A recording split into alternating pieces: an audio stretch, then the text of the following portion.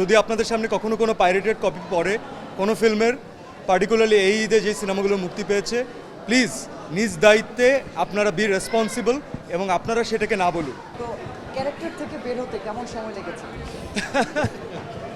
কোনো সময় লাগেনি। আমার টিমের মানুষজন, the whole environment that was so supportive. We always had a very healthy environment. এখানে আসলে আমার রাক্ষস হয়ে থাকার কোনো মানে হয় না, তবে ইনশাল্লাহ রাক্ষস আবার হতে হবে যখন মেহেদী হাসান হৃদয়ের গল্প, তো সেই রাক্ষসকে ডিমান্ড করবে। রিয়েল এনার্জি আবার যখন রাক্ষসকে ডিমান্ড করবে, ইনশাল্লাহ তখন আমরা আবার রাক্ষস হব। 5+ স্টার রেটিং প্রাপ্ত দেশের সর্বোচ্চ বিদ্যুৎ সাশ্রয়ী ওয়ালটন এসি। স্মার্ট কমফোর্ট এখন নেক্সট লেভেলে। সো ততক্ষণ পর্যন্ত I am that old Siam. Producer হিসেবে সুমি আপু এবং আজিম ভাই কেমন? Now they are less like a producer, মানে I think they are more like a family now. তো আমাদের কাজ করতে করতে আমরা এতটা বাধা বিপত্তির সম্মুখীন হয়েছি, ইনফ্যাক্ট এই যে ফিল্ম রিলিজ করতে গিয়েও হচ্ছি, তাতে আমার কাছে মনে হয় যে আমাদের সম্পর্কগুলো আসলে প্রডিউসার অ্যাক্টরের বাইরে চলে গেছে।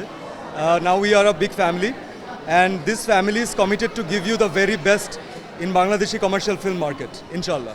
পাইরেসি নিয়ে একটু বলবেন। বর্তমান তো পাইরেসি একটা ভয়ঙ্কর ব্যাধি হয়ে দাঁড়িয়েছে সিনেমা ইন্ডাস্ট্রির জন্য। যে পাইরেটেড কোনো কপি দেখবেন, আসলে উনি কখনোই চান না যে বাংলাদেশের ফিল্ম অথবা কোনো ফিল্ম ভালো করুক।